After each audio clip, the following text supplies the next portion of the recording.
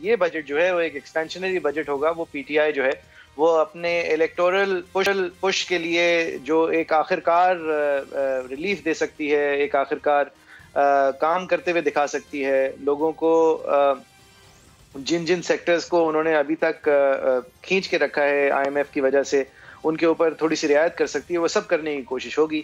لگ بھگ ایسا ہی ہوا ایک حالات حاضرہ دیکھتے ہوئے اور جو جتنی ہمارے ملک کی معاشی ساکھ ہے اس کو دیکھتے ہوئے, جو بہترین طریقے سے جتنے لوگوں کو اور جتنے سیکٹرز کے اوپر ایک widespread relief based giving budget دیا جا سکتا تھا, وہ شوکت ترین صاحب کے ذمہ آیا دینا.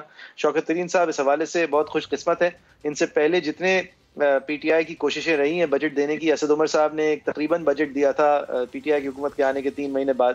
ان کے بعد ان کی باری جب فارغ ہوئی تو حفیظ شیخ صاحب نے بجٹ دیا تھا, پھر حماد اظہر صاحب نے بجٹ دیا تھا اس کے اگلے سال, اور حماد اظہر صاحب بھی نہ کر سکے. حالانکہ یہ شاید ایک پی ٹی آئی ورکر کا مومنٹ تھا کہ جب اتنی محنت کر لی, آئی ایم ایف کی ساری پالیسیز سنبھال لی, پرانے حکومت کے خسارے جو ہیں پورے کرنے کی کوشش کر لی, بیلٹ جہاں باندھنی تھی باندھ لی, اب اگر تھوڑی سی گنجائش کریٹ کی ہے, چلیں نہیں بھی ہے تو کریٹ کی ہے سب کے اندر تھوڑا بہت فائدہ بانٹنے کی, تو شاید یہ آج فائنانس منسٹر صاحب جو ہیں وہ شوکت ترین صاحب کے علاوہ اگر کوئی ہوتے تو وہ بھی سب یہی کر پاتے. لیکن بہرحال تاج شوکت ترین صاحب کے سر گیا.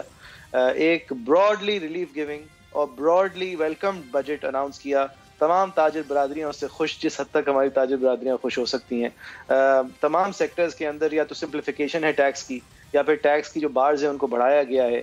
جہاں پہ ڈیوٹی سٹرکچرز کمپلیکیٹڈ ہیں ان کو سمپلیفائی اور اسٹریم لائن کرنے کا وعدہ کیا ہے. ٹیکسٹائلز کے اوپر سے, اسٹیل کے اوپر سے, جتنی بھی مینوفیکچرنگ بیک بون صنعتیں ہیں ان کے اوپر سے ریگولیٹری ڈیوٹی کی ایگزیمپشنز اناؤنس کی گئی ہیں. ایڈیشنل کسٹمز ڈیوٹی کی کمیوں کا اناؤنس کیا گیا ہے.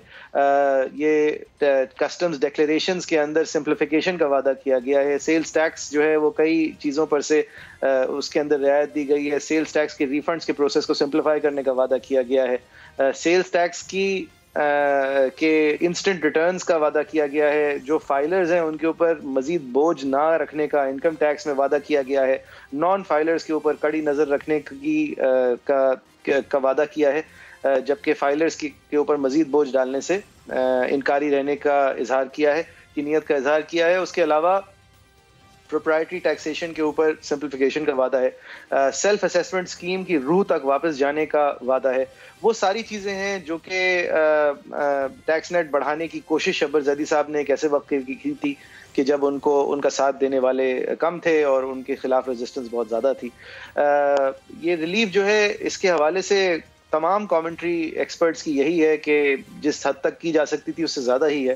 سوال صرف یہ اٹھائے جا رہے ہیں کہ کیا ہم اس کو افورڈ کر سکتے ہیں یا نہیں, کیا آئی ایم ایف کی ریسٹرکشنز کے باوجود ہم یہ سب کر سکتے ہیں یا نہیں. یہ سوال نہیں اٹھ رہا کہ اس سے زیادہ کیا جا سکتا تھا, صرف اپوزیشن سے اٹھ رہا ہے, اور یہ وہی روایتی سوال ہے اور ہم آپ کو دکھائیں گے بھی. یہ 2 دہائیوں سے اٹھتا آ رہا ہے.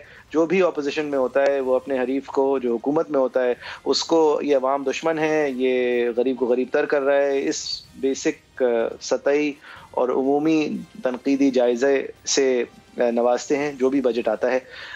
اس طرح یہ بھی بجٹ نوازا گیا ہے شوکت ترین صاحب نے, لیکن پریزنٹ کیا کیا اس کی جھلکیاں ہمارے پروڈیوسرز نے جمع کی ہیں, آپ کو دکھاتے ہیں. مہنگائی کے دباؤ کو ختم کرنے کے لیے کم سے کم اجرت 20,000 روپے ماہانہ کی جا رہی ہے. 1 جولائی 2021 سے تمام وفاقی سرکاری ملازمین کو 10% اڈاک ریلیف الاؤنس دیا جائے گا. تمام پینشنرز کی پینشن میں 10% اضافہ کیا جائے گا. تنخواہ طبقے پر کوئی نیا ٹیکس نہیں لگایا جائے گا. تجویز ہے 12 ودہولڈنگ ٹیکس شپوں کو ختم کر دیا جائے. ہم نے ودہولڈنگ ٹیکس ہٹا رہے ہیں. Banking transaction, Pakistan stock exchange, margin financing, air travel services, debit اور کریڈٹ کارڈ کے ذریعے بین الاقوامی transaction, capital gain tax stock market کے لوگ دیتے ہیں. ٹیکس کی شرح کو 15% سے کم کر کے 12.5% کر دیا جائے گا.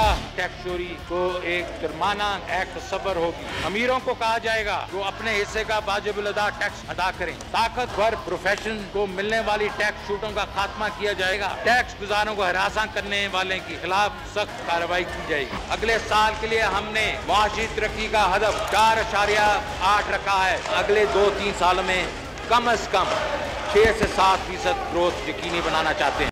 دیکھیں یہ سب وعدوں کی بنیاد اس بات پہ رکھی ہے کہ 25% سے زیادہ جو ہے وہ ٹیکس کلیکشن ہم بڑھائیں گے. یہ جو ٹارگٹس ہیں یہ ہمیشہ ہی ایف بی آر کے لیے جو سیٹ کیے جاتے ہیں، ایف بی آر اس سے کہیں کم پوائنٹ پہ لینڈ کرتا ہے۔ جو تنقید کر رہے ہیں نمبرز اور فیکٹس اور فگرز کے ساتھ، یہی کہہ رہے ہیں کہ جب یہ نمبر میٹ نہیں کیا جائے گا تو یہ جو وعدے ہیں ان کے اندر بھی کٹوتی ہوگی۔